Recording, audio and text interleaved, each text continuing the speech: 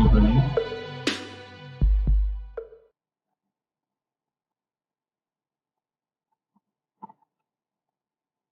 हाँ जी, वही सारे यस सर। ठीक है, स्टार्ट करते हैं हम लोग, बाकी जो लोग होंगे वो आ जाएंगे। तो देखिए, यहाँ तक हम लोगों ने कर दिया था इकोनॉमिक सर्वे को। आप लोगों ने देखा था इकोनॉमिक सर्वे कैसे पहले वाला क्लास।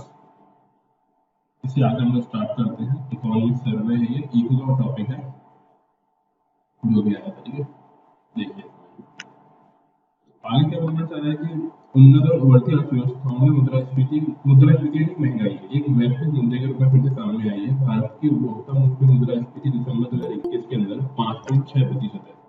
हमें ये मार्क रखना है यार कि मुद्रास्फीति अभी कितनी है, 5.6%। वर्ष पर वर्ष थी, मतलब हर साल 5.6 के आसपास वृद्धि होती है महंगाई के अंदर, जो कि लक्ष्य सीमा के भीतर है। लक्ष्य कितनी हमारी 4 से 6 के अंदर होती है। लक्ष्य के नहीं, हमारा टारगेट कितना होता है, मुद्रास्फीति कितनी होनी चाहिए, 4 से 6 के बीच में। तो है होती है 5.6, तो 4 से 6 के बीच में है। हालांकि थोक मूल मुद्रास्फीति दोहरे अंकों में चली गई है।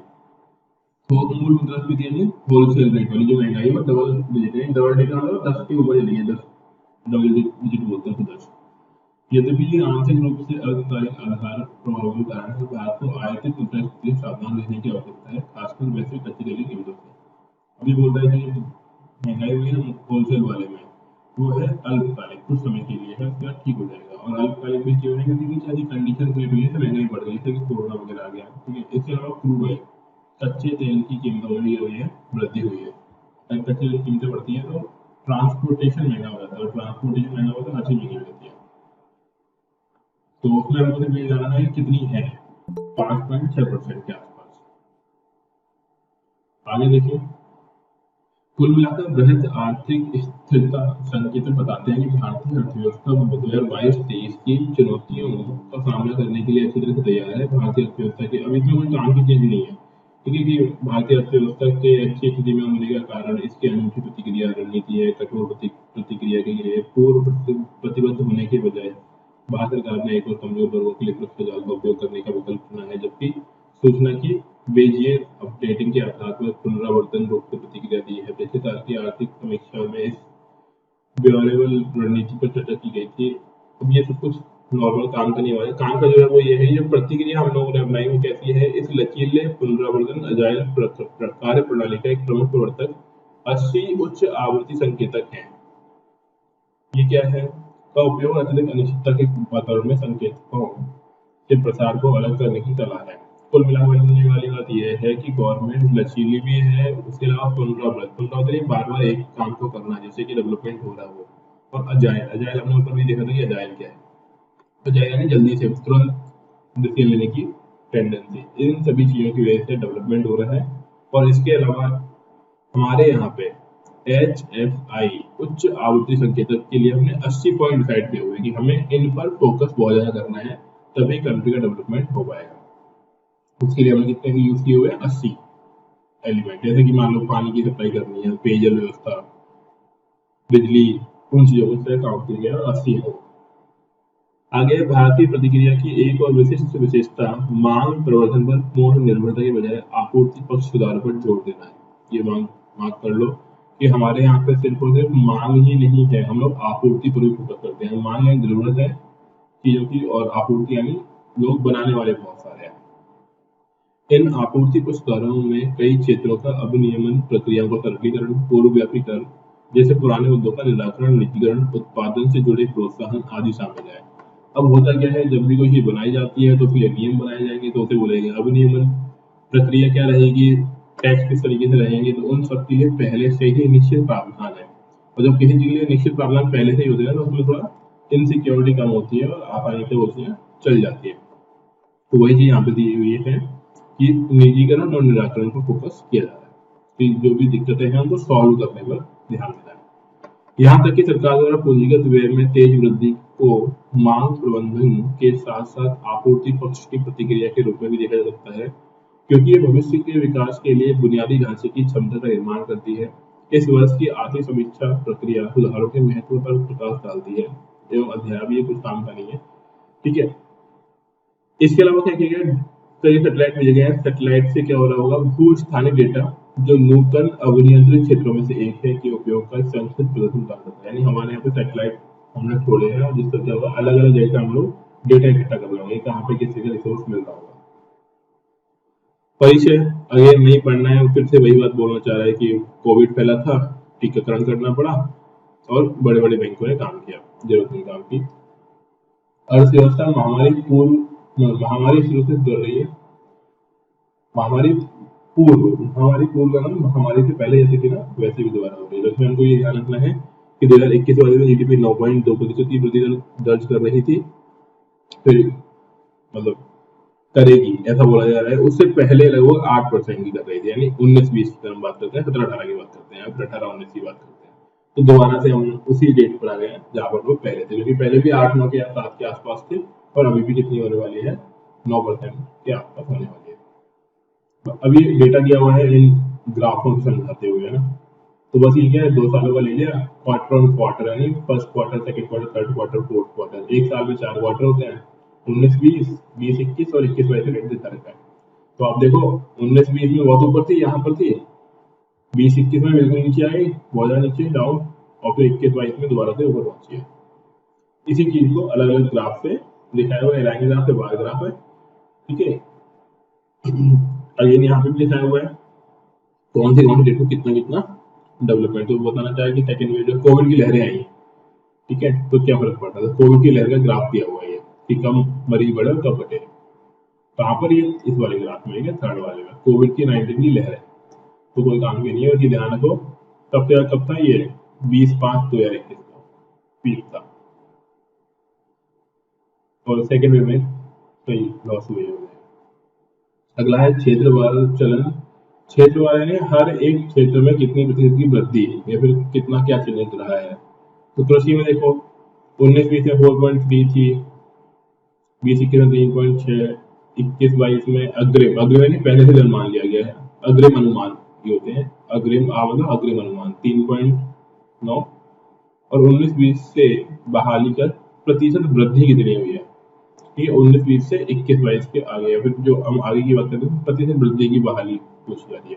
तो डेटा याद करना नहीं है, बस ये ध्यान रखना है कि भाई कोरोना के टाइम में हर जगह लॉस ही लॉस हुआ है। वो कई सारे तो नेगेटिव में भी दिए हुए हैं आपको।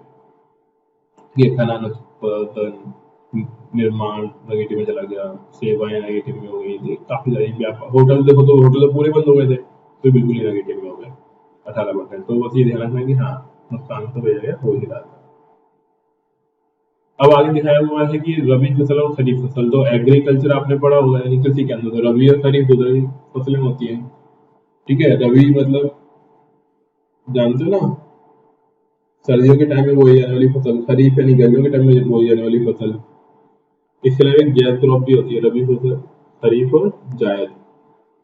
तो वो है उनका एक दिया हुआ है कितना खाद्यान्न रिकॉर्ड उत्पादन हुआ, याद करने की जरूरत नहीं है, बस ध्यान रखो कि न्यूनतम समर्थन मूल्य क्या होता है। न्यूनतम समर्थन मूल्य का मतलब होता है वो प्राइस जिस प्राइस पर गवर्नमेंट कोई भी फसल खरीदती है। मतलब गेहूं कहीं नहीं मिला, तो गेहूं अगर किसान गवर्नमेंट के पास लेके जाता है, तो वो जिस रेट पे खरीदते हैं उसको बोलते हैं न्यूनतम समर्थन मूल्य। तो न्यूनतम समर्थन मूल्य यानी मिनिमम सपोर्ट प्राइस बोलते हैं इंग्लिश में इसको। न्यूनतम समर्थन मूल्य वो प्राइस होती है जिस पर किसी भी फसल को गवर्नमेंट खरीद लेती है। हाँ जी, न्यूनतम समर्थन मूल्य का नाम ध्यान रखना है आप लोगों को, फिर इसको ग्राफ पे समझाना चाह रहा है इसको, ठीक है। अभी ग्राफ वही देखने हैं, क्योंकि ग्राफिकल रिप्रेजेंटेशन से ये समझते हैं कि ज्यादा क्लियर करना था लोगों को, तो इसीलिए दो तीन तरह से ग्राफ दिखा रखे हैं अलग अलग खाद्यान्न के लिए, वीट के लिए, पैडी के लिए। तो ये दिखा भी क्या रहा होगा कि लगातार हमारा वीट और पैडी में खाद्यान्न बढ़ा है। रबी क्रॉप और खरीफ क्रॉप की बात करेंगे तो देखो रबी क्रॉप में यहाँ पे 21-22 में भी पूरा डाटा आया नहीं है, लेकिन लगातार हम लोग कर रहे हैं, कृषि के क्षेत्र में बढ़ोतरी कर रहे हैं। इसीलिए हमने क्या बोला अभी थोड़ी देर स्टार्टिंग, अगर आपको ध्यान हो पहले वाले क्लास के अंदर हमने पढ़ा था कि कृषि के फील्ड में ज्यादा फर्क देखने को नहीं मिला था। क्यों नहीं मिला देखने को फर्क, क्योंकि कृषि पे फर्क पड़ा ही नहीं, क्योंकि जितना उत्पादन पहले हुआ था उतना उत्पादन अभी भी हुआ, उससे बढ़ ही गया। बाकी उसके अलावा जितने भी और उद्योग होंगे उसमें मंदी का अनुभव किया गया, मंदी यानी कमी आई है। तभी बोला कि आगे वाले जितने भी उसमें क्या है मंदी आई है। अब मंदी कैसे है, तो ये वाला डेटा आप देख सकते हो, जिसमें भी कमी फील ना हो आपको 19-20 की कंपैरिजन में, ठीक है। तो क्योंकि 19-20 से आया था, सबसे ज्यादा दिक्कतें कहाँ पे फील करनी पड़ी हमको, 19-20 से। और देखो गवर्नमेंट यहीं पे खेल गया, गवर्नमेंट ने हमेशा 19-20 से कंपेयर किया, और 19-20 में तो अपने आप ही कोरोना आया हुआ था ना, सबसे दिक्कत तो भी थी। तो वो चीज मुझे आपको ध्यान रखनी है। आगे वही औद्योगिक उत्पादन, पीएमआई विनिर्माण ग्राफ मिला रखा है। दोबारा ध्यान देना, पूरा का पूरा इकोनॉमी सर्वे हमारे लिए इम्पोर्टेंट नहीं है, क्योंकि इससे क्वेश्चन जो आएंगे वो 2 के आसपास आएंगे, 2 या 3 क्वेश्चन, और वो क्वेश्चन हमारी अंडरस्टैंडिंग पर आएंगे, समझ पर। रटना कुछ भी नहीं है हम लोगों को। समझ में आ पा रहा है? आगे देखो, अवसंरचना पर सरकार द्वारा बढ़ते पूंजीगत व्यय और आवास क्षेत्र में वृद्धि का कारण निर्माण क्षेत्र पुनर्जीवित हुआ है। निर्माण क्षेत्र यानी जो बिल्डिंग कंस्ट्रक्शन वाला काम हुआ है, इसमें स्टील और सीमेंट की खपत होती है, क्योंकि स्टील और सीमेंट लगता है तो उसका भी उत्पादन बढ़ गया, और उत्पादन दोबारा से कोविड पूर्व स्तर पर आ सका है दोबारा से, क्योंकि डेवलपमेंट में फोकस कर रही है गवर्नमेंट। तो जितना पहले हो रहा था कोविड के टाइम में, उतना ही दोबारा डेवलपमेंट अभी होने लग गया। तो उसी का ही ग्राफ से समझाना चाह रहा है कि अप्रैल 2020 के अंदर बहुत ही डाउन था, अब ये ऊपर बढ़ गया, इस ग्राफ में ये बताया गया। कौन सा निर्माण क्षेत्र।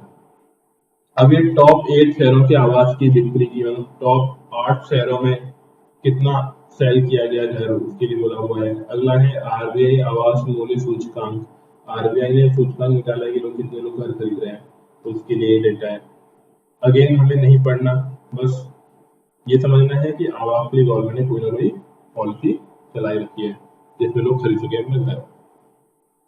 आगे देखिए, भारतीय अर्थव्यवस्था में आगे का सेवा क्षेत्र का हिस्सा है, मतलब सेवा क्षेत्र काफी बड़ा रोल प्ले करता है, और यह कोविड-19 से संबंधित प्रतिबंधों में सबसे अधिक प्रभावित हुआ था, विशेष रूप से गतिविधि जिनमें मानव संपर्क की आवश्यकता होती है। हालांकि हमने स्टार्टिंग में पढ़ लिया था ये वाला, कि जिनमें लोगों के मिलने जुलने आने जाने की संभावना थी, वही अब ज्यादा प्रभावित होता। कौन कौन है, यात्रा है, व्यापार है, होटल है, ये बहुत ज्यादा लॉस में है।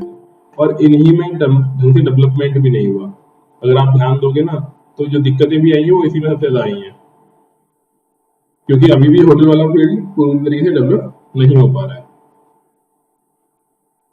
ये चीज आपको ध्यान रखनी है। आगे देखो, संपर्क संवेदनशील सेवाओं पर अभी भी कोविड का प्रभाव है। संपर्क संवेदनशील यानी वही चीज जिसमें लोग आपस में एक दूसरे से मिलने जुलने जाते हैं।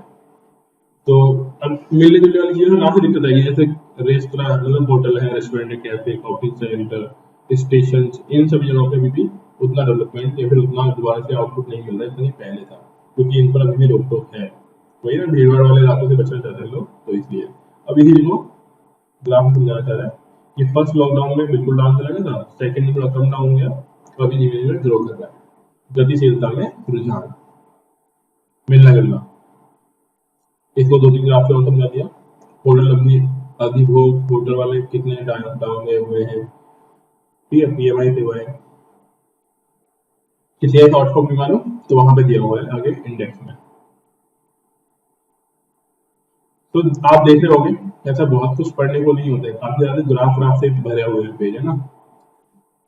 आगे देखो, मांग का रुझान, यानी मांग कितनी बढ़ रही है। तो निजी पद को छोड़कर नवीनतम अग्रिम अनुमान यानी 21-22 की बात करें तो मांग के सभी घटकों में पूर्ण वापसी आने के संकेत देते हैं। तो मेन मुद्दा भी क्या है पूरे पूरे इकोनॉमिक सर्वे का, इकोनॉमिक सर्वे का पूरा मेन मुद्दा ये भी है, ये बताना कि जो 19-20 के टाइम में जो डाउन गई है इकोनॉमी, वो दोबारा से उसकी उसी लेवल पर, यानी 19-20 आने के पहले तक जिस स्पीड से ग्रो कर रही थी, दोबारा से हमारी कंट्री का जीडीपी उसी रेट से, और उत्पादन, मतलब सारी चीजें जो भी मनी रिलेटेड एक्टिविटी है वो दोबारा से उसी रेट से उत्पादन कर रही है जितना कि 19-20 आने से पहले कर रही थी, और ग्रो ही हुआ है, यानी मामला बढ़ा ही है। ये समझाना चाहते हैं इकोनॉमिक सर्वे के अंदर। आगे देखिए, फिर यहाँ पे डेटा दिया हुआ है 19-20, तो आप देखोगे ना, तो 19-20 से कंपेयर करना है, तो 19-20 वही साल है जब कोरोना आया, और 20-21 में दूसरी लहर आई। तो बेसिकली कंपेयर भी उसी चीज से किया जा रहा है, यहाँ पे ऑलरेडी डाउन थे। तो जैसे कि मैंने स्टार्टिंग बोला आपको कि गवर्नमेंट कई बार ऐसा भी करती है, अब यहाँ से हमें क्योंकि डाउन वाले से कंपेयर करोगे तो डाउन वाले से और कंपेयर डाउन जा रहा है, मतलब मान लीजिए 100 रुपए से 10 रुपए तो पहले बचे थे, अब 10 रुपए से कंपेयर कर रहे हैं, तो 10 रुपए से कंपेयर करोगे तो बहुत ज्यादा दिक्कत आ जाएगी, है ना।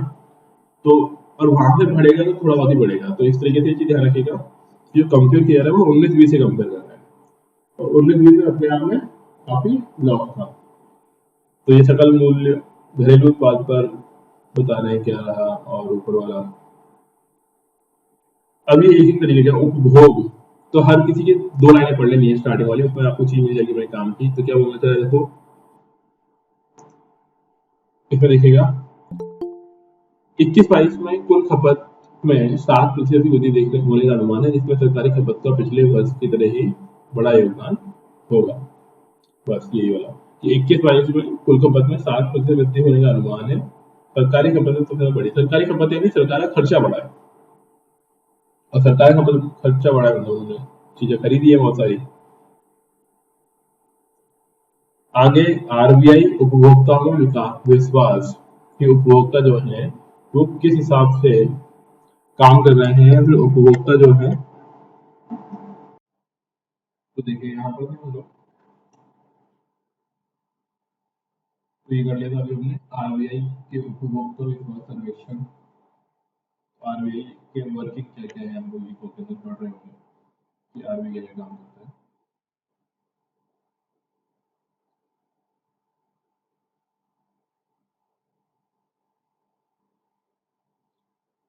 आरबीआई की वर्किंग, इसके अलावा जो भी अपने और इंस्टीट्यूशन है उन सभी की वर्किंग आपको जरूर पढ़ लेनी है।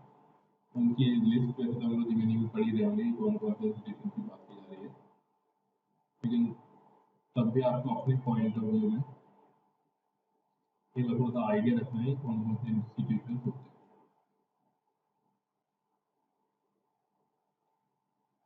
एक सेकंड, आपकी स्क्रीन में ब्लिंक कर रही है ना स्क्रीन।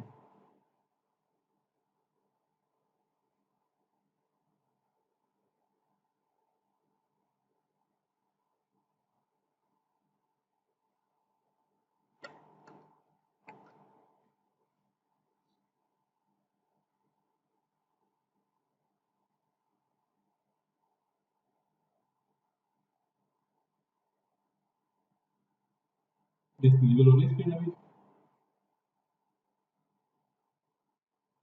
ठीक है, तो इस तरह से हम लोग आईआईपी उपभोक्ता टिकाऊ वस्तु, आईआईपी क्या है अगेन वहाँ पर जाकर देखना है।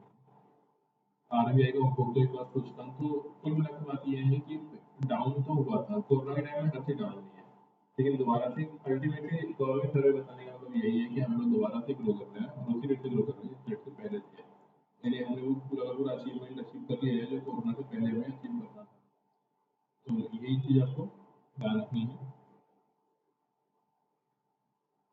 कि कोरोना से पहले जिस स्पीड से हम लोग बढ़ रहे थे, दोबारा से हमारे पेस, हमारी गति, हमारी स्पीड जीडीपी की उतनी ही हो गई है। आगे देखिए निवेश।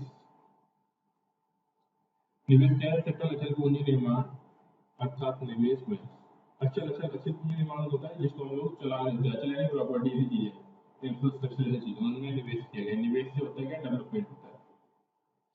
अर्थात निवेश 21-22 में 15% की भारी वृद्धि दर देखने और महामारी पूर्व स्तर में पूर्ण रूप से वापस आने की उम्मीद है। और यहाँ पे तुलना में किसे कर रहे हैं? 21-22 का महामारी वाले टाइम और उससे पूर्व वाले टाइम की। लेकिन जितने भी आप ग्राफ देखोगे वो हमेशा कितने गए हैं? 19-20 के हैं। और 19-20 वाला टाइम आपको मालूम ही है कि उसी टाइम क्या आता है, एक तरीके से कोरोना था 19 वाला महीना, 19 वाले में, या फिर आप ऐसे बोलो तो स्टार्टिंग थी। तो जो मेन पेस आपको देखने को मिला वो कहाँ पे देखने को मिला है? 2020-21। तो अगर हम, क्योंकि देखो आपको थोड़ी सी डेट याद हो ना, तो 2020 जो था ईयर, 2020 के मार्च वाले या फिर अप्रैल वाले मंथ, मई और जून, इन टाइम में बहुत स्पीड से ग्रो हुआ था ये। तो 2020 में ये तो एक तरीके से 20-21 वाला टाइम आ गया, और 19-20 वो टाइम है जब ये जस्ट स्टार्ट ही हुआ है। तो 19-20 से हम लोग यहाँ पे देख रहे हैं कंपेरिजन, पीक हमें कहाँ देखने को मिलेगा? 2020 के अंदर, यानी जो 21-22, इधर समझो 21-22 अभी चल रहा है, और 2019-20 और 20-21। तो जो पीक हमें कहाँ पे दिखेगा? यहाँ दिखेगा। यानी सबसे ज्यादा जो लॉस हमें दिखेगा कितने में दिखेगा? 20 और 21 वाले ईयर में दिख रहा होगा। तो आप देखोगे जितना भी 20-21 वाला ग्राफ है ना वो डाउन है, हर जगह डाउन मिलेगा आपको। और दोबारा से 19-20 वाले एरिया में आ जाना, हमें लगता है कि हम दोबारा से महामारी वाले पूर्व वाले ग्रुप में आ गए हैं, महामारी से पूर्व। तो देखो आप 19-20 का देखो, यहाँ पे ग्राफ ऊपर था फिर नीचे आ गया एकदम से, फिर नीचे नीचे अभी दोबारा हम लोग ऊपर की तरफ आ रहे हैं। तो ये ग्राफ मोस्टली ये बताना चाह रहे हैं हम लोगों को कि हम दोबारा, और बार बार इकोनॉमिक सर्वे भी यही चीज बोलेगा कि हम लोग दोबारा से महामारी से आने से पहले वाले जो टाइम में जिस तरीके से डेवलपमेंट चल रहा था उतना पहुंच गए। आगे बोलना चाह रहे हैं जब निजी निवेश वसूली अभी भी प्रारंभिक अवस्था में, निजी निवेश में जो लोगों ने प्राइवेट फंड दिया हुआ था वहां से आउटपुट आना भी उतना स्टार्ट नहीं हो पाया है। तो यानी वो अभी तक थोड़ा ग्रो ही कर रहे हैं, उसमें इतना डेवलपमेंट नहीं हो पाया। और आने वाले टाइम में तेजी में होगी, ये वाली बात आपको ध्यान रखनी है। तेजी होगी इन द सेंस हर चीज में डेवलपमेंट हो रहा होगा, हर चीज में ग्रो हो रहा होगा। अगेन फिर ग्राफ दिया हुआ है। ग्राफ इकोनॉमिक सर्वे में लगता है कि ग्राफ से समझाने में चीजें समझ आता है। ग्राफ हमेशा बस ये हो जाता है कि डाउन हुआ और फिर अप हुआ कोई चीज, और फिर कुछ फैक्टर अगर हुआ है तो। अगला है निर्यात और आयात। निर्यात यानी चीजों को बाहर भेजना, आयात यानी बाहर से मंगवाना। तो यहाँ पे देखो भारत का माल और सेवाओं दोनों का निर्यात 2021-22 में अब तक असाधारण रूप से मजबूत रहा। 21-22 यानी जो भी करंट साल चल रहा है, और बोल रहा है कि हमने ग्रो किया है बहुत असाधारण रूप से, यानी साधारण तरीके से इतना नहीं बढ़ता, असाधारण तरीके से इतना बढ़ा है। वैश्विक आपूर्ति बाधाओं जैसे कि शिपिंग जहाजों का कम परिचालन, सोई नहर की रुकावट, आपको ध्यान होगा सोई नहर में जहाज फंस गया था।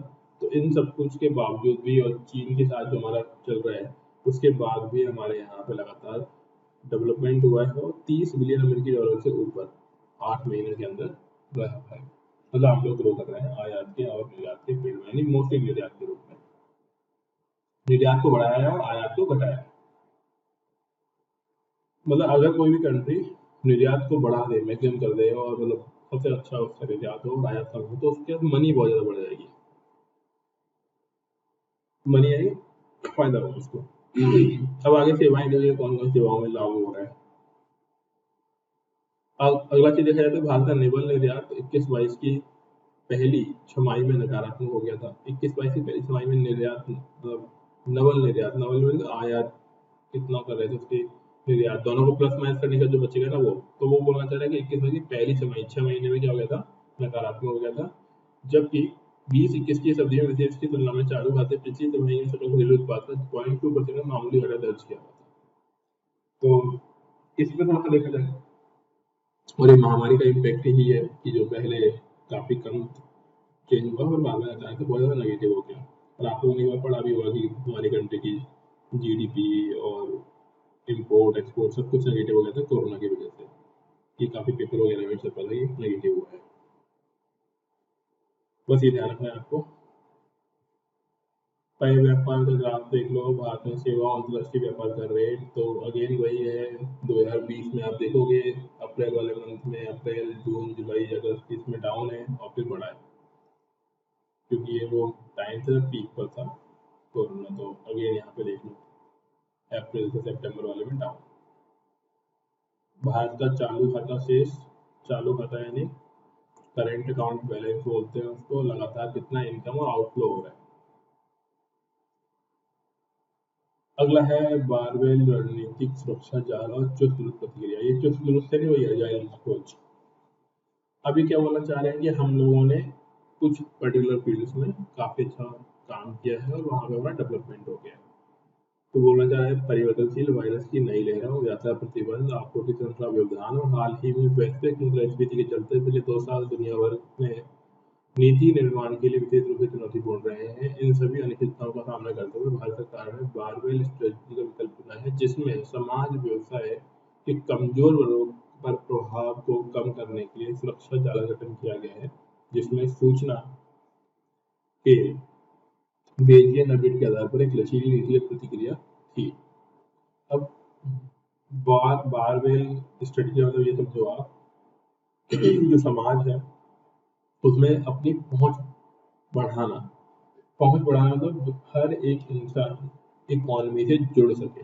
जैसे सिंपल सा समझ लो कि कोरोना आने से पहले तक इतना पेटीएम वगैरह फिर हम लोग ऑनलाइन ट्रांजेक्शन नहीं कर रहे थे, और उसके बाद से हमने बहुत ज़्यादा ऑनलाइन ट्रांजेक्शन स्टार्ट कर दिया। और ऐसे ही होता है जब तक कि वो जो नोटबंदी नहीं हुई थी तब तक हम लोग बहुत ही कम यूज़ कर रहे थे, उसके बाद हमने और ज़्यादा का चलन बढ़ा दिया। तो इससे हुआ क्या, जो गवर्नमेंट की चीज़ें हैं वो पब्लिक के बीच तक पहुंच गई। दूसरा, जितना भी ऑनलाइन ट्रांजेक्शन हो रहा है तो वो गवर्नमेंट की नज़रों में है, यानी गवर्नमेंट को उसमें प्रॉपर टैक्स मिल रहा होगा, जितने भी हम बात करते हैं ऑनलाइन ट्रांजेक्शन्स की। तो इसे हम लोग एक तरीके से बोल रहे होंगे कि ये गवर्नमेंट का काफ़ी अच्छा प्रयास रहा। और आगे बोला गया है, यह वित्तीय बाजारों में इस्तेमाल की जाने वाली एक सामान्य रणनीति है जिसका उपयोग दो अलग अलग प्रतिक्रियाओं को मिलाकर अत्यधिक अनिश्चितता से निपटने के लिए किया जाता है। कौन सी प्रक्रिया? बॉरवेल स्ट्रेटेजी और एजाइल, सुरक्षा जाल वाला, कि सभी लोगों तक पहुंच होनी चाहिए। इससे होगा ये कि किसी भी तरीके की नेगेटिव या फिर अनिश्चितता वाली स्थिति के अंदर भी हम लोग डेवलपमेंट कर पा रहे होंगे। फिर वही टाइम, रियल टाइम अपडेट हमने पहले ही पढ़ा, रिपीट किया हुआ है उसी को। फिर दोबारा से अजाइल आ गया। अजाइल का कुल मिला के बस ये, हर बार क्या होता है ना, इकोनॉमिक सर्वे में कोई पर्टिकुलर टर्म पकड़ लेते हैं, उसको फोकस करते हैं बार बार। तो जैसे कि यहाँ पे अजाइल को भी पुट किया हुआ है, तो देखिए यहाँ पे अजाइल कार्य प्रणाली अच्छी तरीके से स्थापित एक बौद्धिक ढांचा है। तो कोई पूछे कि क्या है ये, जो परियोजना प्रबंधन और प्रौद्योगिकी विकास जैसे क्षेत्रों में काफी अच्छा उपयोग किया जाता है। अनिश्चित वातावरण में सक्रिय रूपरेखा, छोटे पुनरावृत्ति के परिणामों का आकलन करने करके और लगातार वृद्धिशील रूप में समायोजित करके प्रतिक्रिया करती है। कुल मिला के ये है कि अगर हमें कोई छोटा छोटा काम आता है उसको बार बार करना है तो उस छोटी चीज से हम लोग बड़ी चीजों को डेवलप कर सकते हैं। यहाँ सक्रिय चुस्त दुरुस्त को वाटरफॉल ढांचे से अलग करना महत्वपूर्ण है। वाटरफॉल ढांचा मतलब क्या होता है? ऊपर से नीचे गिरता है ना पानी। वाटरफॉल क्या होता है? वाटरफॉल में किसी ऊंचाई से पानी का नीचे गिरना, इकट्ठा होना, एकदम सडन सडन गिरता है, उसे हम बोलते हैं वाटरफॉल ढांचा। मतलब सीधे स्तर से चीजें लोअर स्तर तक यानी ग्राउंड लेवल में सभी तक पहुंचे, उसे हम लोग वाटरफॉल बोल रहे थे। और वही चीज यहाँ पे अपनाई गई है जिसे हम बोल रहे हैं अजाइल अप्रोच। और अजाइल अप्रोच में भी हर किसी तक चीजों को पहुंचाने का मेन कंसर्न है गवर्नमेंट का। आगे देखिए, अब बोला जा रहा है वाटरफॉल ढांचे से अलग करना महत्वपूर्ण है, जो भारत और दुनिया के अधिकांश हिस्सों में नीति तैयार करने का पारंपरिक तरीका रहा है। क्योंकि हमेशा दुनिया में क्या रहा है, जो भी नीतियां बनाई जाती है वो लोअर लोगों को देख के बनाई जाती है कि गरीब लोग कितने हैं, उनको उनका विकास कितना करना है। वाटरफॉल दृष्टिकोण में समस्या का एक विस्तृत प्रारंभिक मूल्यांकन शामिल है, जिसके बाद कार्यान्वयन के लिए एक दृढ़ अग्रिम योजना बनाई जाती है। यह पद्धति इस आधार पर काम करती है कि सभी आवश्यकताओं को शुरुआत में समझा जा सके और इसीलिए कार्यवाही का एक निश्चित मार्ग के लिए पूर्व प्रतिबद्ध है। अभी ध्यान रखो, ये भी मार्क कर लो। अजाइल अप्रोच में क्या होता है, हम समझने की कोशिश करते हैं कि वो उसकी शुरुआत कहाँ से हुई। तो जब हमें मालूम पड़ेगा कि शुरुआत कहाँ से हुई तो उसको रोकना या उसको ठीक करना है, फिर उसके लिए कदम उठाना हमारे लिए आसान हो जाता है। वो चीज़ यहाँ पे आपको बताई जा रही है। आगे देखिए, फीडबैक लूप आधारित रणनीति का निर्माण। फीडबैक लूप यानी हमने कोई काम किया, पब्लिक से पूछा जाएगा कि भाई काम कैसा रहा और उसमें कोई कमी है तो बताई जाएगी। और इसके लिए पब्लिक भी है और हमारे पास जो भी टेक्नोलॉजी अवेलेबल है, सैटेलाइट वगैरह अवेलेबल है, कंप्यूटर सिस्टम अवेलेबल है, उनको भी हम लोग यूज़ करेंगे, जिससे हमारे पास ज़्यादा से ज़्यादा डेटा है। और डेटा ही सबसे इंपॉर्टेंट है कि कहाँ पे कमियाँ हो रही हैं और कहाँ पे डेवलपमेंट प्रॉपर तरीके से चल रहा है देखने के लिए। 1.20 पे देखिए, ध्यान दें कि सक्रिय अजाइल कार्यप्रणाली का लचीलापन प्रतिक्रियात्मकता में सुधार करता है और विकास में सहायता करता है, लेकिन यह परिणामों की भविष्यवाणी करने का प्रयास नहीं करता। तो सिंपल सी बात है कि कोई भी चीज़ है ना, परिणाम नहीं बता रहा है इसमें कि परिणाम क्या रहेगा क्या नहीं रहेगा। अजाइल प्रक्रिया क्या है कि हम लोग फटाफट से निर्णय ले रहे होंगे और फटाफट से उसका सॉल्यूशन ढूंढ रहे होंगे। अब वो निर्णय कितना सही कितना गलत वो बात की बात है। तो अब आप देख ही रहे होंगे बार बार से अजाइल टर्म आ रहा है, यानी ये मेन टर्म है अजाइल। यूपीएससी इसमें से क्वेश्चन पूछ सकता है क्योंकि गवर्नमेंट सर्वे इसी पे टिका हुआ है। हम लोग अगर पीएम का स्टेटमेंट देखें या फिर हमारे फाइनेंस मिनिस्टर का, तो उन्होंने भी इस टर्म पे फोकस किया हुआ है। अगला चीज बताना है, जब कोरोना आया तो गवर्नमेंट के पास सबसे बड़ी समस्या ये थी कि किन लोगों को सच में मदद की रिक्वायरमेंट है, उनको कैसे आइडेंटिफाई करना है और वहां तक चीजें कैसे पहुंचाई जाए। तो उसी के लिए बोल रहे हैं कि सरकार ने विशिष्ट चुनौतियों पर लक्षित पैकेजों को की नियमित रूप से घोषणा करते हुए आगे बढ़ने का मार्ग प्रशस्त किया है। इसकी तुलना कई अन्य देशों और अग्रिम राहत पैकेजों की घोषणा के लिए अपनाया गया। तो कई देशों को हमने मदद की और भारत के अंदर भी मदद कर रहे हैं। तो अगला आ गया कमजोर वर्गों को सहारा देने के लिए सुरक्षा जाल का उपयोग।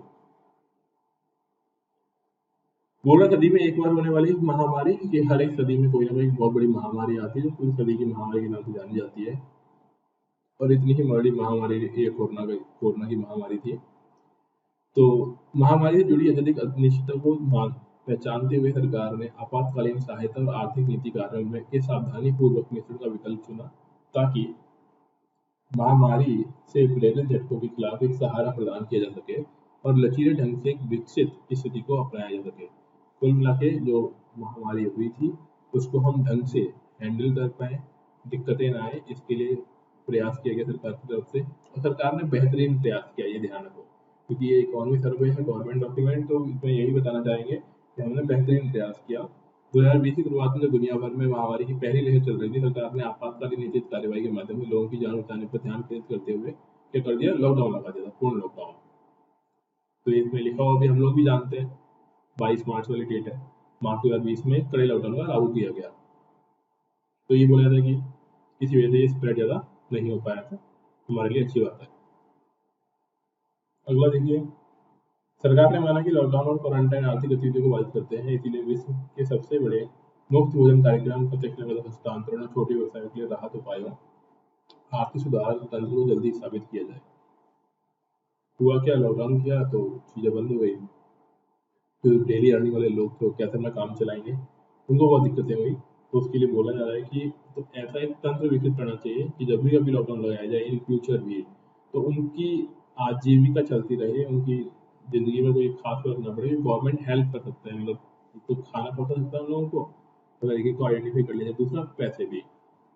भारतीय रिजर्व बैंक ने साथ साथ अर्थव्यवस्था को मौद्रिक सहायता प्रदान की है। इनमें से कई सुधार जाल प्रावधान दूसरी लहर के दौरान जारी रहे और आवश्यकता अनुसार आगे बढ़ाए गए। इसके साथ साथ टीकाकरण कार्यक्रम में तीव्र बढ़ोतरी की गई। ये सब कुछ चीजें हैं। और आरबीआई ने क्या किया, आरबीआई ने वही मॉरेटोरियम को बढ़ाया था। मॉरेटोरियम मतलब जिन लोगों की ईएमआई है, जॉब नहीं है अभी, तो ईएमआई में उनको कुछ समय का राहत दी गई, कुछ समय के बाद दे देना। अगला है कोविड-19 के दौरान आपदा को रोकने के लिए गठित सुरक्षा जाल के प्रमुख उपाय, यानी क्या क्या चीजें थी गवर्नमेंट ने जो की। तो एक था नगद हस्तांतरण। नगद हस्तांतरण यानी गवर्नमेंट की तरफ सीधे अकाउंट में रुपए पहुंचाए गए। किन किन को, महिला जनधन खाता धारकों को 500 रुपए प्रति महीना 3 महीने के लिए, कमजोर वर्गों को 1000 रुपए, प्रधानमंत्री किसान निधि सम्मान निधि के तहत 6000 रुपए प्रति वर्ष 3 किस्तों में दिए गए। 2-2 हजार रुपए आएंगे 3 किस्तों में, और एक साल में 6000 रुपए। अब ये आगे दिया हुआ है कितना अमाउंट टोटल गवर्नमेंट ने दिया, तो वो हमें नहीं पढ़ना, मतलब पढ़ना वो पढ़ लेना, डेटा याद हो भी नहीं पाएगा। बस हमें ध्यान रखना है कौन कौन सी योजना, और ये योजना हमें वैसे ही पढ़नी है अलग से भी कि कौन कौन सी योजना के तहत गवर्नमेंट ने काम किया। अगला है प्रधानमंत्री गरीब कल्याण अन्न योजना। गरीब लोगों को अन्न दिया गया करीबन 80 करोड़। राष्ट्रीय खाद्य सुरक्षा अधिनियम, लाभार्थियों को अतिरिक्त मुफ्त में 5 किलोग्राम खाद्यान्न दिया गया प्रति व्यक्ति प्रति माह, यानी हर एक इंसान को 5 किलो खाद्यान्न, वो गेहूं वगैरह दिए जाएंगे। One nation one ration card पारगमन से लोगों के, विशेष रूप से प्रवासी श्रमिकों के लिए प्रावधान किया जा रहा है। यानी वन नेशन की बात की जा रही है कि हर इंसान के पास एक ही राशन कार्ड हो। अभी हो क्या रहा है, दिक्कत क्या है, जैसे कोई भी इंसान क्या अलग अलग जगह रहता है, वो अलग अलग राशन कार्ड बनवा लेता है। तो गवर्नमेंट इसे फोकस करे कि एक राशन कार्ड बनाए सभी लोगों का, और पूरे देश में वैलिड होना चाहिए वो। अगला है उज्ज्वला, ये भी एक योजना है, उज्ज्वला योजना। उज्ज्वला के तहत गरीब लोगों को रसोई गैस के सिलेंडर दिए गए थे। तो उज्ज्वला योजना का आपको ध्यान रखना है। अगला है प्रधानमंत्री गरीब कल्याण रोजगार योजना। गरीब कल्याण रोजगार योजना यानी गरीब लोगों को रोजगार प्रदान करने के लिए काम करती है। फिर अगला है महात्मा गांधी राष्ट्रीय ग्रामीण रोजगार गारंटी योजना। अब जितनी भी योजनाएं दी हुई है ना, बहुत इंपॉर्टेंट है, आपको कहीं इनको नोट कर लेना है, और जहां पर भी इनका जिक्र है वहां पर आपको ध्यान देना है, क्योंकि इन योजनाओं से तो पूछा ही जाएगा क्वेश्चन। आप यूपीएससी का भी प्रीलिम्स दोगे, लिख लो, पक्का 100% योजनाओं का क्वेश्चन आएगा ही आएगा। कौन सी योजना पूछेगा ये अपन को नहीं मालूम, लेकिन योजनाएं पूछी ही जाएंगी। तो ये जो योजना इकोनॉमिक सर्वे में आ गई है, तो ऐसे समझ लो कि ये ज्यादा महत्वपूर्ण है, कि गवर्नमेंट का फोकस भी इनकी तरफ है, और ऐसी योजनाएं हैं बहुत सारी। तो एटलीस्ट हमें वो योजना तो पढ़ ही लेनी है जो इकोनॉमिक सर्वे में दी हुई है। तो महात्मा गांधी राष्ट्रीय ग्रामीण रोजगार योजना, मनरेगा वाला काम, मनरेगा में ये होता है मजदूरी, 100 डे का एम्प्लॉयमेंट दिया जाता है। 100 दिन काम कर सकते हो आप इसके अंदर गाँव वाले एरिया में। तो बोल रहा है कि 15,000 से कमाई वाले 90% कर्मचारी वाले प्रतिष्ठानों के लिए कर्मचारी भविष्य निधि यानी ईपीएफ के तहत 6 महीने के लिए 12% नियोक्ता और 12% कर्मचारी का अनुदान। कहने का मतलब ये होता है कि 12 जिनकी सैलरी 15,000 से कम है उसमें 12,000 रुपए तो कौन दे रहा होगा, जो सॉरी 12% तो वो देगा जो नौकरी कर रहा है और 12% वो देगा जिसके यहाँ पे नौकरी की जा रही है। ये कुल मिला के काम होता है ईपीएफ का। आगे है आत्मनिर्भर भारत रोजगार योजना। ये भी आत्मनिर्भर यानी आत्मनिर्भर का मतलब क्या है, अपने ही लेवल नौकरी ढूंढने मत जाओ, खुद ही कोई व्यवसाय स्टार्ट कर दो, तो उसे बोला जाता है आत्मनिर्भर। इसके लिए प्रोत्साहन दिया गया है। फिर उसके बाद अगली योजना है प्रधानमंत्री आवास योजना ग्रामीण और प्रधानमंत्री आवास योजना शहरी।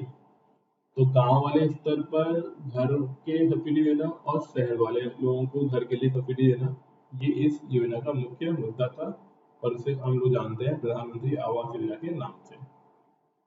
अगला है कौशल डेवलपमेंट या फिर स्किल डेवलपमेंट, हम लोग बोलते हैं कौशल विकास। कि इंसान तो बहुत सारे हैं पढ़े लिखे पे, लेकिन उनमें स्किल्स नहीं है। तो स्किल्स को डेवलप करने के लिए एक योजना चलाई गई जिसका नाम देखिए दीनदयाल उपाध्याय ग्रामीण कौशल्य योजना और ग्रामीण स्वरोजगार प्रशिक्षण संस्थान और ग्रामीण गरीब युवाओं को कौशल के विकास के लिए कार्यक्रम चलाए गए। तो ये कुल मिला के कुछ पॉलिसी या कुछ प्रोग्राम हो गए गवर्नमेंट के जो कौशल विकास में फोकस कर रहे हैं। और कौशल विकास का मतलब ये होता है कि किसी को कढ़ाई बुनाई सिखाना, लोहार का काम सिखाना, जिसमें भी जिसका फील्ड हो, वो जिसमें भी जिसका इंटरेस्ट हो उस फील्ड में वो सीख सकते हैं। तो ये हो गया हमारा कौशल विकास। अगला देखो प्रधानमंत्री कौशल विकास योजना के तहत 6 राज्यों को सम्मिलित करने वाले प्रवासी कामगारों का नवीन कौशल उच्च कौशल, ये मतलब बेसिक सिखाया जाएगा, फिर स्किल हाई वाला। अगला है आरबीआई द्वारा सभी सावधि ऋणों के लिए 6 महीनों के ब्याज स्थगन, जो मैंने बोला था मॉरिटोरियम, ये वाला काम भी किया गया। 6 महीने तक उनसे ईएमआई नहीं ली गई। इसके अलावा एमएसएमई डिफॉल्ट ऋणों का पुनर्गठन। एमएसएमई छोटे उद्योग चलाने वाले लोगों को जिन्होंने लोन लिया था उनके भी ब्याज का थोड़ा ब्याज कम किया गया है क्योंकि आपदा का समय था। अगली चीज की चलाई गई आपातकालीन क्रेडिट लाइन गारंटी योजना। आपातकालीन क्रेडिट लाइन गारंटी योजना का मतलब ये होता है क्योंकि ये आपातकालीन समस्या वाला समय है, इमरजेंसी वाला समय है, इसीलिए इस टाइम लोगों को ऋण दिया गया। क्रेडिट का मतलब होता है उधारी दी गई। उधारी मतलब अभी रुपए ले लो, काम चला लो, जब ठीक हो जाए हालत तब वापस कर लेना। तो वही 6 महीने 1 साल का टाइम के साथ ये लाइन दिया है, मतलब बेनिफिट दिया गया है। इसे बोला जाता है credit line guarantee. Credit line मतलब वही एक तरीके से उधारी दी जा रही है और ये सभी को दी गई। अगला है दिवाला और शोधन अक्षमता संहिता के तहत कॉर्पोरेट दिवाला प्रक्रिया शुरू करने पर 1 साल के लिए रोक और न्यूनतम सीमा 1 लाख से बढ़ाकर 1 करोड़ करने के लिए। अभी इसमें दिवाला क्या होता है, वैसे मानो कोई कंपनी है चल रही थी, उसने अचानक से बंद कर दी, तो गवर्नमेंट ने बोला अभी 1 साल तो बंद नहीं कर सकते हो। और दूसरी बात ये भी होता है कि जब भी कभी कोई कंपनी बंद होती है, कोई फैक्ट्री बंद होती है, तो उससे होगा ही क्या कि जो ओनर है ना उसको इतना लॉस नहीं होता है, असली लॉस उसको होता है काम करने वाले लोगों को, क्योंकि उनकी नौकरी चली जाती है। तो उसके लिए बोला गया कि कुछ टाइम के लिए रोक दिया गया था जिससे कि लोग नौकरी ना छूटे लोगों की। फिर है सूक्ष्म वित्त संस्थाओं को उधार देने के लिए क्रेडिट गारंटी योजना। तो सभी को क्या किया गया, उधार दिया गया क्योंकि रुपए तो है नहीं, अब रुपए है नहीं, अब रुपए के बिना क्या होगा, क्योंकि धंधे रुक चुके हैं, धंधे रुक चुके तो चीजें खत्म हो जाएगी। तो गवर्नमेंट ने क्या किया, अपनी तरफ से लोन दिया खूब भर भर के। तो लोन ध्यान रखना कि चुकाना भी होता है, ऐसा नहीं कि बस आ गया फिर मजे करो, चुकाना भी है। और लोन दो तरह के हो सकते हैं, दीर्घकालिक और लघुकालिक। हालांकि मध्य अवधि की भी हो सकते हैं। लघु वाले के भी 1 महीने 2 महीने 1 साल तक के लिए लोन। दीर्घ अवधि यानी 10 साल 20 साल 100 साल ऐसे दीर्घ अवधि को गए। मध्यकालीन यानी 1 से 5 साल तक का जो लोन होगा उसको हम मान सकते हैं। तो लोन लेके भी गवर्नमेंट ने काम करने की बात सोची। फिर अगला है लघु वित्त बैंक की स्थापना और उनको प्राप्त देकर लघु वित्त बैंक छोटे छोटे स्मॉल बैंक जो होते हैं ना, स्मॉल बैंक जो लोन देते हैं। फिर एक नाबार्ड है, नाबार्ड को सर्च करेगा NABARD नाबार्ड, इसके बारे में क्वेश्चन पूछा जाता है। नाबार्ड एक तरीके से किसानों के लिए होता है, उनको वही लोन दे रहा है किसानों को, उसे नाबार्ड बोल रहा है।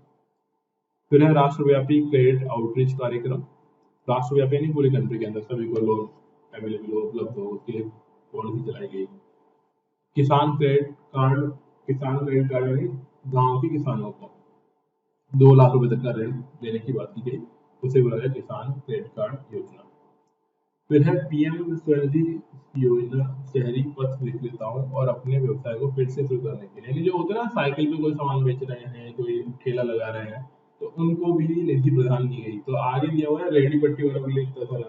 तो ये पूरे अमाउंट को मत सोचो आप, वो तो जितना होगा जितना डाटा होगा होगा, हमें वो नंबर याद करना भी नहीं। तो आपको तो बस क्या करना है, आगे पॉलिसी का नाम सुनना है, याद रखना है, और उसमें ध्यान रखना है किन लोगों को फायदा पहुंचाया गया, और यही पॉलिसी जब कभी आ जाए तो डिटेल में पढ़ लेनी है।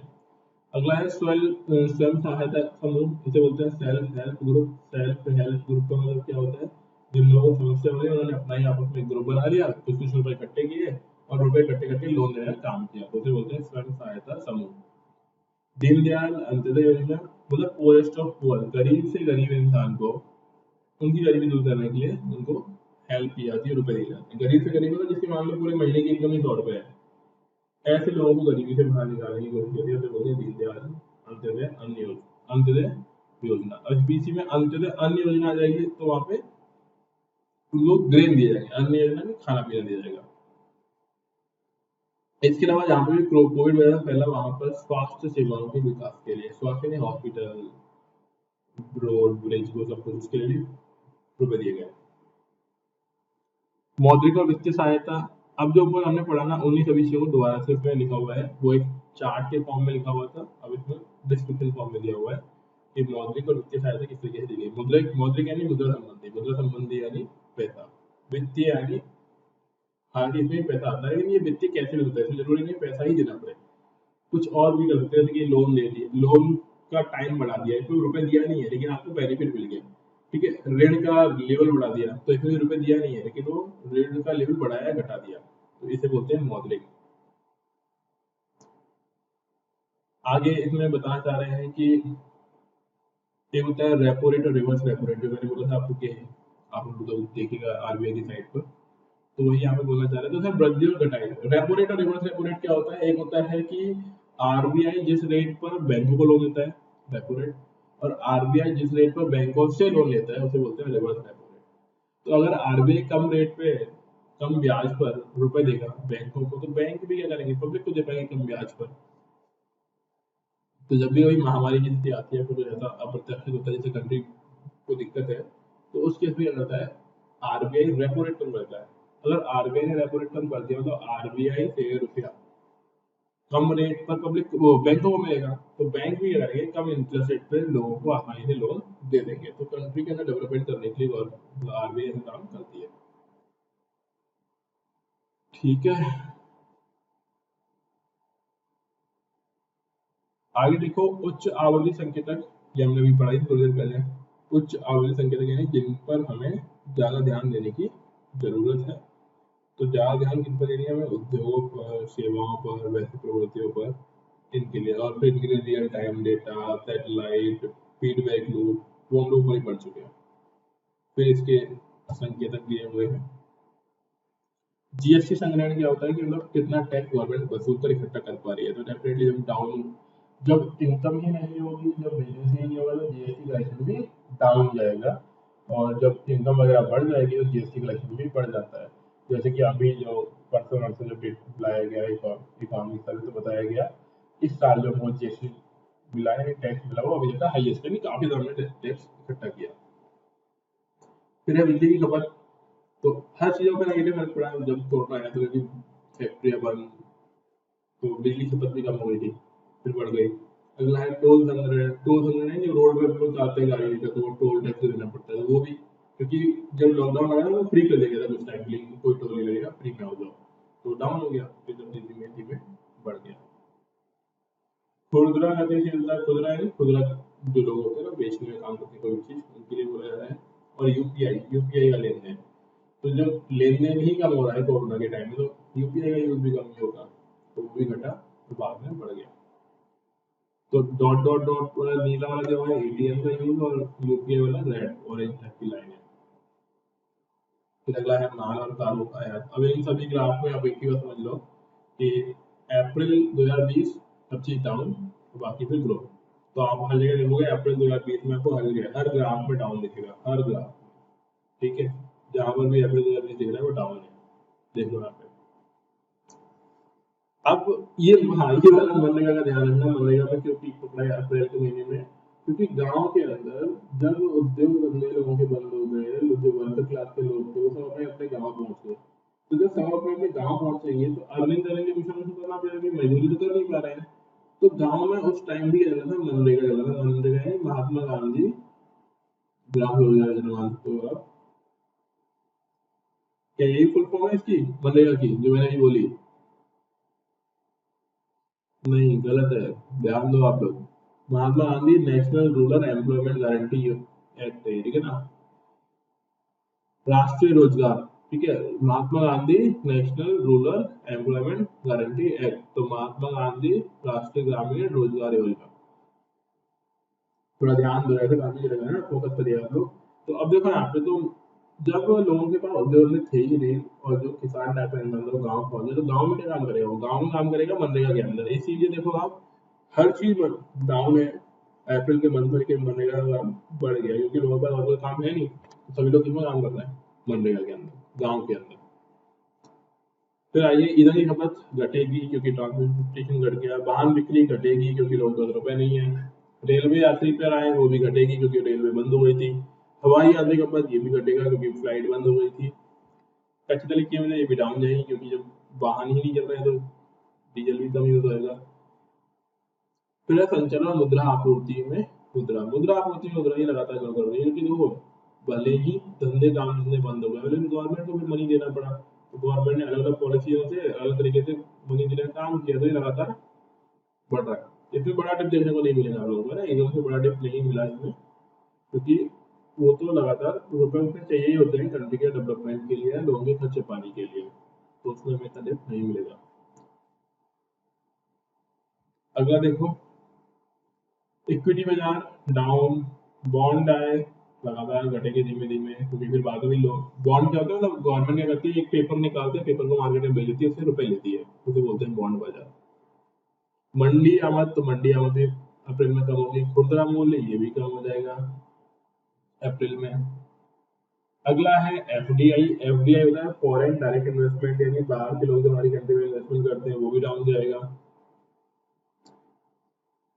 क्योंकि जब इस ऐसे होता है, डर होता है, डर का माहौल होता है कि भैया महंगाई, कोरोना आ गया, पता नहीं क्या होगा, तब भी क्या होगा, डाउन जाएगा। अगला है गैर तेल आयात और निर्यात, तेल के आयात और निर्यात, तो वो हर चीज अप्रैल में डाउन थी क्योंकि कोरोना आ गया था पीक पर। विदेशी व्यापार down, Baltic dry index down, ठीक है। डॉलर वगैरह के अंदर भी देखो नेगेटिव में आ गया अप्रैल। विदेशी मुद्रा भंडार में भी कमी आई थी और धीमे धीमे बढ़ गया। विदेशी मुद्रा भंडार है नहीं, यही डॉलर वाली बात जो भी हमने कल पढ़ी थी, 635 के आसपास जो डॉलर हमारे यहाँ पे बढ़ गया ना। हालांकि डेटा याद रखने की रिक्वायरमेंट नहीं है, बस ये हो गया, भी बढ़ा हुआ है, तो 600 डॉलर से ऊपर है, मतलब 600 बिलियन डॉलर। फिर टीकाकरण, तो टीकाकरण बढ़ाया गया है, और आपको मालूम ही है, क्या मालूम है, मतलब 93 से वयस्कों को लग गया टीका। कितनी आबादी, लगभग 66 करोड़ लोग, तो ये नंबर दिया हुआ था। तो हमें ध्यान रखना है कि टीकाकरण काफी स्पीड से बढ़ रहा है। फिर टीकाकरण की आवृत्ति दिखा रखी है ग्राफ से, कैसे कैसे बढ़ाया था। स्टार्टिंग में स्लो था, फिर धीमे धीमे पीक स्पीड में हुआ। और क्योंकि सरकार ने इस साल मेन काम टीकाकरण नहीं किया है, तो टीकाकरण के ऊपर पूरा का पूरा लिखवा दिया कि हमने कब से कितने साल के लोगों को टीका दिया। तो ज्यादा ध्यान देने वाली बात नहीं है, बस ध्यान रखो, पहले 60 साल के ऊपर वाले लोगों को, फिर 40 से 60 वाले ऊपर वाले लोग, फिर यंग लोगों को, फिर बच्चे लोगों को दिया गया। अब ये इसका भी ग्राफ बनाना है कि कब से कितने लोगों को पहुंच बनाने में कितना समय लगा। तो हर जगह इंडिया ही टॉपर होगी, क्योंकि पॉपुलेशन भी इतनी ज़्यादा ही है, तो ज़्यादा लोगों को पहुंच बनेगी बनेगी, क्योंकि इंडिया और चाइना है, चाइना पर डेटा रिलीज करता नहीं है, इंडिया करता है, तो इंडिया ने अपना कंपेयर कर दिया बाकी कंट्रियों के साथ। और इसमें देख भी रहे हो, चाइना कहीं पे है भी नहीं, क्योंकि चाइना में पॉपुलेशन ज़्यादा है, तो वहाँ पे भी बड़े लेवल पर ही किया गया होगा। अगर हम वहाँ उसकी तुलना करें तो इंडिया का ग्राफ छोटा लगेगा आपको। बृहद आर्थिक स्थिरता, अब स्थिरता तो आ ही रही थी, लेकिन दोबारा से क्या हुआ, ओमिक्रॉन आ गया, एक नया वेरिएंट आ गया, इसकी वजह से थोड़ी दिक्कतें देखने को मिल रही हैं। लेकिन हालांकि अभी स्टेबिलिटी है, तो कोई दिक्कत वाली बात नहीं है। अभी भी आप देख रहे हो, भले ही केस काफी सारे आ रहे हैं, लेकिन तब भी क्या है, स्थिरता है, चीजें रुकी हुई है। फिर से वही एक संकेतक की लिस्ट दी हुई है कि कहाँ कहाँ किस चीज में कितना कितना डेवलपमेंट है, बताना चाहे सब कुछ दिक्कतें रही हैं। तो 2008-9 में वैश्विक संकट आया था, ठीक है। 12-13 में इसका फर्क रहा, फिर अगला 21-22 में क्या हो गया, कोरोना आ गया। तो ये वो टाइम है जब क्राइसिस रही। 2008 में क्या हुआ, इकोनॉमिक क्राइसिस आ गई, जिसे बोलते हैं मंदी। तो उस टाइम में उनको दिक्कतें होती है। विदेशी क्षेत्र की बात करते हैं तो विदेशी क्षेत्र में चीन, जापान, स्विट्जरलैंड, ये हमारे मतलब जो देश हैं इनका हमारे साथ ट्रेड होता रहता है। इनकी भी विदेशी मुद्रा भंडार में पहले तो कमी आई, फिर बढ़ोतरी हो गई। तो यहाँ पे लिखा हुआ है नवंबर 2021 के अंत तक, तो 21 के अंत के अंदर तब थोड़ी सी केस बढ़ना स्टार्ट हुई। तो इन्होंने विदेशी मुद्रा भंडार को बढ़ा लिया। विदेशी मुद्रा भंडार है डॉलर, डॉलर का स्टोर होगा, बढ़ा लिया। तो हमारे यहाँ भी देखो डॉलर बढ़ गया है, तो इससे गवर्नमेंट की है ना पावर बढ़ती है, स्ट्रेंथ बढ़ती है। बीओपी का संतुलन, बीओपी बैलेंस ऑफ पेमेंट होता है। बैलेंस ऑफ पेमेंट यानी कितना आया कितना दिया, उसका नेट देखते हैं कि हमारे पास रुपया आया ज्यादा या फिर हमें रुपया दिया जाता है, उसे बोलते हैं बैलेंस ऑफ पेमेंट। तो बस पॉजिटिव है तुम्हारा फायदा है, नेगेटिव है तुम्हारा नुकसान है। राजकोषीय शेष, राजकोषीय शेष मतलब जितना भी राजस्व आया, जितना भी टैक्स आया, उसमें से कितना खर्च हो गया। और मोस्टली इतना आता है ज्यादा खर्च हो जाता है। तो उसके लिए यहाँ पे दिया हुआ है कि कितनी प्राप्तियां रहे, कितना खर्च हुआ। प्राप्ति यानी कितना रुपया आया हमारे पास और कितना खर्च, खर्च यानी चला गया।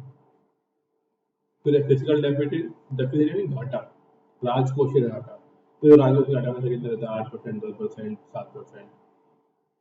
अब ये 10% कब, वही 2020 वाला अप्रैल वाला टाइम। तो हर जगह क्या होगा, घटेगा घाटा, मतलब इनकम घटेगी और घाटा बढ़ेगा। तो राजकोषीय घाटा ये बढ़ेगा था कब, 2020 अप्रैल के अंदर। फिर आइए वित्तीय क्षेत्र। वित्तीय क्षेत्र है जितने भी बिजनेस वगैरह हैं जो कुछ धंधे काम धंधे कर रहे हैं, उन्हें वित्तीय क्षेत्र के अंदर नाम दे रहे होते हैं। तो इनमें भी एक तरीके से कमी आई, लेकिन जो जो ऑनलाइन वाले फील्ड वाले लोग थे ना, उनको बड़ा फायदा हुआ ऑनलाइन वालों को। अगली बात है अधिक महत्वपूर्ण रूप से बैंकिंग प्रणाली अच्छी तरीके से पंजीकृत है और गैर निष्पादित स्थितियों में महामारी में के विलंबित प्रभाव को मिलाकर भी संरचनात्मक रूप से गिरावट आई। संरचनात्मक यानी ओवरऑल, जब रुपए बैंकों में आएंगे ही नहीं तो क्या ही लोन पे देगी बैंक। तो यानी महामारी के टाइम में हर जगह लॉस तो हुआ ही है। अब बैंक दो तरीके के होते हैं, अनुसूचित और गैर अनुसूचित। तो इसमें भी दिखाना चाह रहा है कि कब कब कितना। ग्रॉस एनपीए और एनएनपीए। एनपीए मतलब रुपए दिया बट वापस ईएमआई नहीं आ रही है, तो कब बढ़ गया होगा। समझ लो जब पूंजी नहीं होती लोगों के पास तो एनपीए बढ़ जाता है, और लोन लेना भी कम कर देता है। लोग लोन लेना भी कम और लोन देना भी कम। मुद्रास्फीति क्या है, महंगाई। तो महंगाई की बात अभी हमने देख ही ली थी कि 21-22 में 5.2 के आसपास, 20-21 में 6.6 के आसपास, 21 दिसंबर 21 में 5.6 प्रतिवर्ष रही। अब ये 5.6 हमारा टारगेट वाला काम है। टारगेट यानी वो 4 से 6 के बीच में जो मैंने बताया ना महंगाई होनी चाहिए, तो 5.6 की हमारी सही लिमिट है। इतना ही मुद्रास्फीति होनी चाहिए। और इसके लिए बोल ही रहा है कि अंतर्राष्ट्रीय स्थिति क्या हो रहा है, पेट्रोल के रेट बढ़ रहे हैं। और जब भी पेट्रोल के रेट बढ़ते हैं तो हर एक कीमत, हर किसी कीमत बढ़ जाती है। क्यों, भी चीजें ट्रांसपोर्ट होकर आती है, ट्रांसपोर्टेशन में लगता है फ्यूल, फ्यूल महंगा तो इनकी भी दिक्कतें, मतलब महंगाई बढ़ जाएगी। अब वैश्विक आपूर्ति पक्ष पर ध्यान, बस रीडिंग करेंगे, कोई काम की चीज नहीं है। फिर अगला है समय सूचकांक में क्रय प्रबंधन व उप सूचकांक, कोई रिक्वायरमेंट नहीं है, सिर्फ रीडिंग याद रखने की जरूरत नहीं है। शिपिंग कंटेनर की कमी और बढ़ती व्यापार लागत। तो शिपिंग कंटेनर क्या होता है, जो शिप पानी में जहाज चलते हैं उनमें कमी देखने को मिली है, क्योंकि देखो पानी के थ्रू ट्रांसपोर्टेशन करना सबसे सस्ता पड़ता है। तो इसलिए इसके फील्ड में भी हमें वृद्धि करने की जरूरत है। कंटेनर दिया हुआ है, काम का नहीं है। अब फिर ये अलग अलग कंट्रीज के अंदर दिया हुआ है स्पॉट फ्रेंट दरें, मतलब वहाँ पे किस दर से बदलाव आ रहा है और किस दर से चीजें बदल रही हैं। तो आपको ध्यान रखना टॉप पर कौन है और बॉटम पे कौन। जैसे स्टार डैम संघाई, स्थिति के अनुसार इसकी स्थिति भी थोड़ी सी नंबर कम है जो स्थिति वाला है, और उसका वर्ष दर वर्ष बदलाव भी कम है। और सबसे ज्यादा किसका है, तो उसका आप देख लो परसेंटेज में, अगर आप सॉरी सॉरी 176 दिया हुआ है प्रतिशत के अंदर ये है, तो न्यूयॉर्क के अंदर।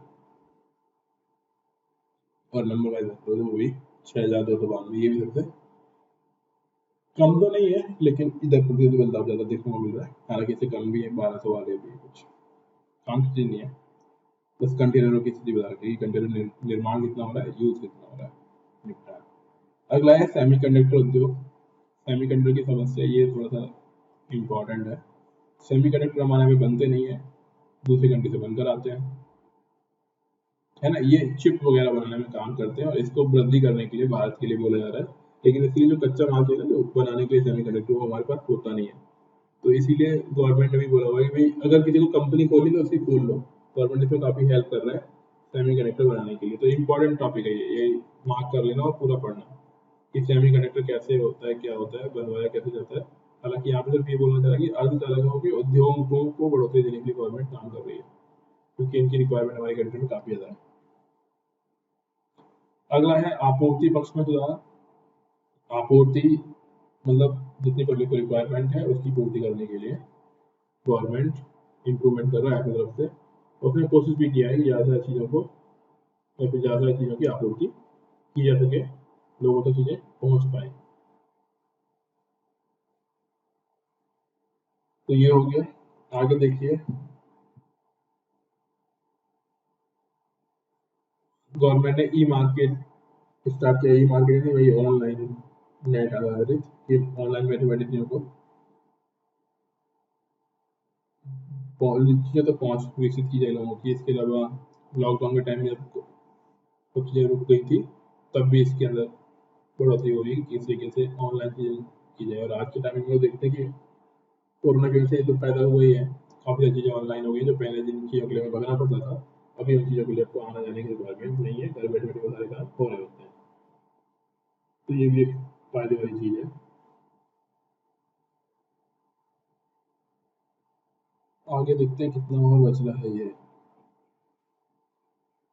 मतलब पढ़ने वाली चीज़ें इतनी ज़्यादा है नहीं, लेकिन तब भी थोड़ा सा आपको ध्यान तो रखना ही है, पॉलिसीज क्या क्या है, क्योंकि बेसिकली गवर्नमेंट का डॉक्यूमेंट है।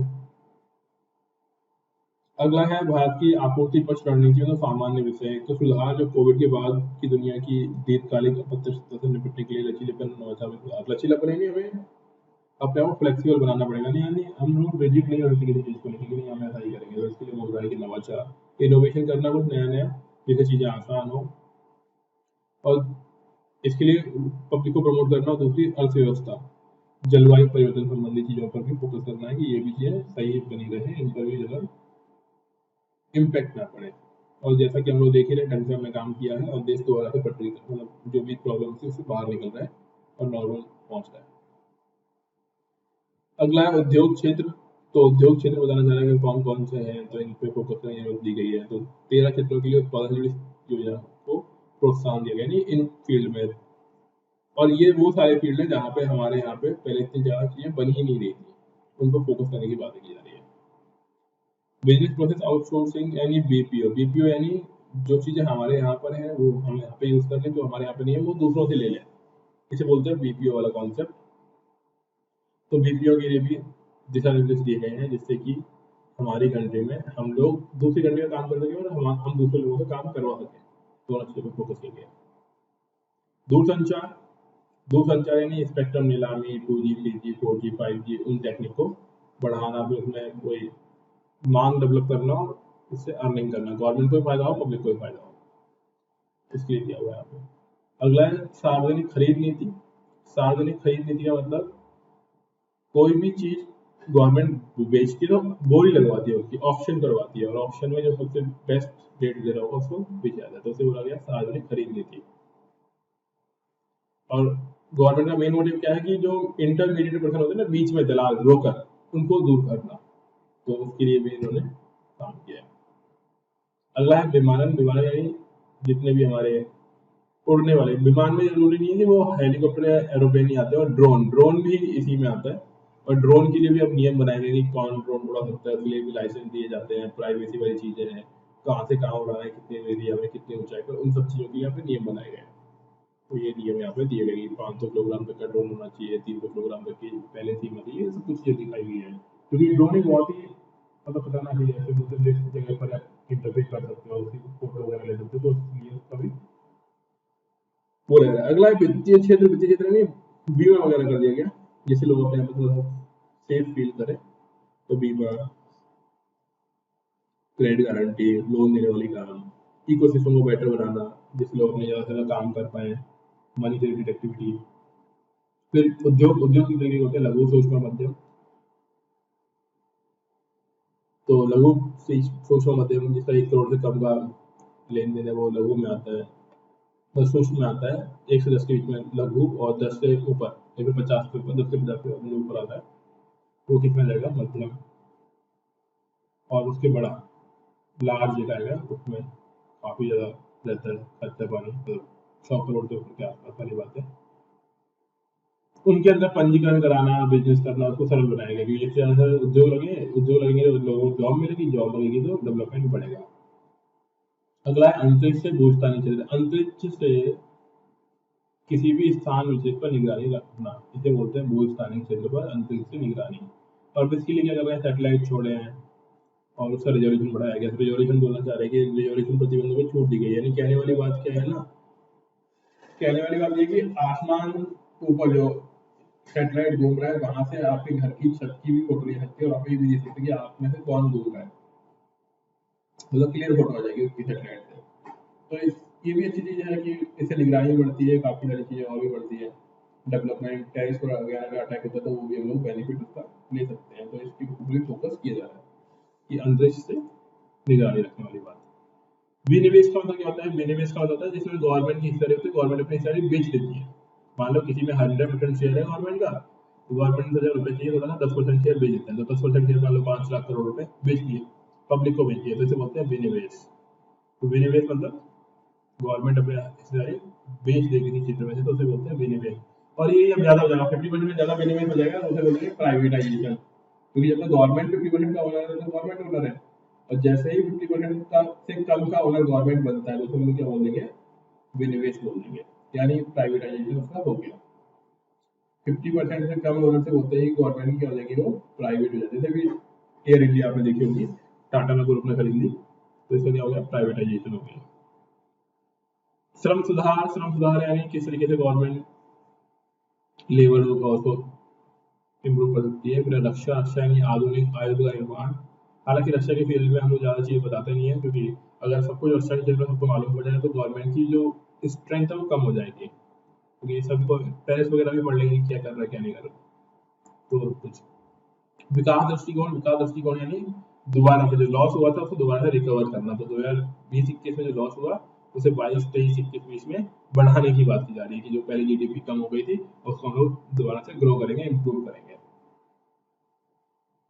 बस इतना ही करना है आपको। अब ये आगे दिया हुआ है आउटलुक, किस किस देश में कितनी कितनी कमी आई। और ये जो एक चीज थी ना ऊपर हमने पढ़ा था कि अच्छी वो 80 उच्च आवृत्ति संकेतक, जैसे हमने बोला था HFI, जिन पर फोकस किया गया है, वो ये दिए गए हैं पूरे के पूरे 80। जब भी मन करे कभी पढ़ लेना, ठीक है। ये 80 चीजें जिन पर फोकस करने की बात की गई थी। बस इतना है। थोड़ा बहुत आप भी रीडिंग करो, क्योंकि पूरा का पूरा पढ़ाएंगे तो बहुत लंबा टाइम लग जाएगा, हमें थोड़ा स्पीड से चलना पड़ेगा। ये फर्स्ट चैप्टर कंप्लीट हो गया हमारा। सेकंड चैप्टर है राजकोषीय विकास, ये हम लोग अगली क्लास में करेंगे, ठीक है। चलिए धन्यवाद। सभी लोग क्लास ज्वाइन करो टाइम पर, और पढ़ भी लेना। हाँ वीडियो डल जाएगा, लाइट वाली का है ना, तो छूट गया।